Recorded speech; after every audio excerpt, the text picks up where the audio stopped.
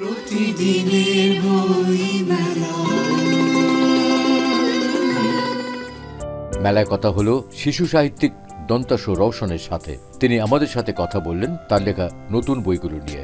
পাঞ্জেরি থেকে এবার আমার 3টি বই এসছে। একটা হচ্ছে অনুকাব্য, যেটার নাম হচ্ছে ছোটদের অনুকাব্য, এবং আরেকটা বই সেটা হচ্ছে প্রেমের অনুকাব্য 2, এবং একটি গল্পের বই, শিশুতোষ গল্পের বই।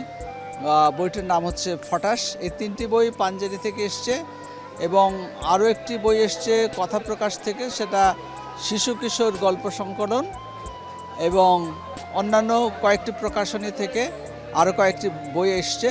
এবং এবারের বইমেলাটা হচ্ছে আমার মনে হয় যে বরাবরের যে বইমেলা আমরা দেখে আসছি তার থেকে একটু ডিফারেন্ট, এবং বিক্রির দিক থেকে বলা যায় যে শিশুদের বইয়ের চাহিদা অনেক বেশি, কিন্তু শিশুদের বইয়ের প্রকাশক এবং লেখক তুলনামূলকভাবে কম।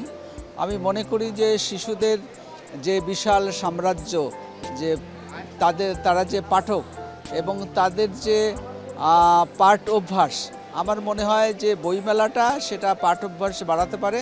এবং আমি মনে করি শিশুদের জন্য প্রচুর পরিমাণে বই দরকার, প্রচুর পরিমাণ লেখক দরকার, প্রকাশক দরকার। এবং শিশুরা যদি পাঠ অভ্যাস থাকে, শিশুরা যদি পাঠ করে বড় হতে পারে, তাহলে আমাদের জাতির জন্য খুবই ভালো।